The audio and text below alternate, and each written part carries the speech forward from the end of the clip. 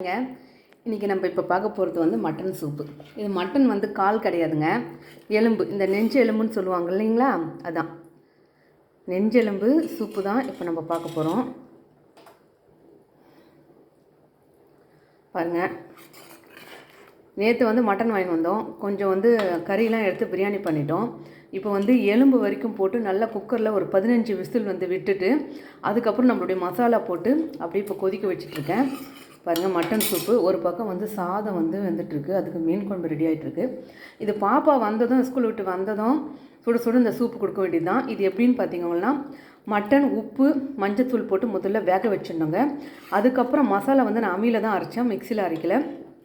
அது வந்து பார்த்திங்கன்னா பூண்டு, மிளகு, இஞ்சி, சீரகம், அதுக்கப்புறமா மசாலா, கறி மசாலாங்க, பட்டை, இந்த மாதிரி பிரிஞ்சி இலை இதெல்லாம் போட்டு அரைச்சிட்டு எடுத்து கொதிக்க வச்சு, புதினா, தக்காளி 1, பச்சை மிளகாய் 1.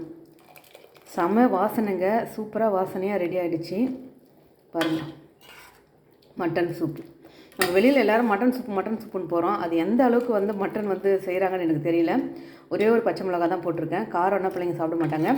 இந்த இலை மாதிரி மெதுக்கிறது வந்து புதினா இலை, ரொம்ப வாசனையாக இருக்குங்க. கருவேப்பிலை வந்து இதிலே போட்டு அரைச்சிட்டேன், அம்மியில் தான் அரைச்ச மசாலா, நல்லாயிருக்குன்றதுனால. மிளகு, சீரகம், பூண்டு, இஞ்சி, அதுக்கப்புறம் பெருஞ்சீரகம், சோம்புன்னு சொல்லுவோம்ல அது, பட்டை, பிரிஞ்சி இலை இதெல்லாம் போட்டு பாருங்கள், நல்லா சுட சுட வந்ததும் ஒரு டம்ளர் நல்லா ஊற்றி பாப்பா கொடுக்கணும்.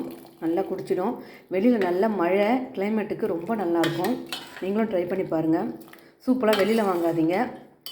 இந்த மாதிரி எலும்பு நல்லாயிருக்கும். இந்த எலும்பு நல்லா வெந்து இதில் இருக்கிற நல்ல எசன்ஸ் எல்லாம் நல்லா இறங்கியிருக்கும். ரொம்ப நல்லாயிருக்கும். ட்ரை பண்ணி பாருங்கள்.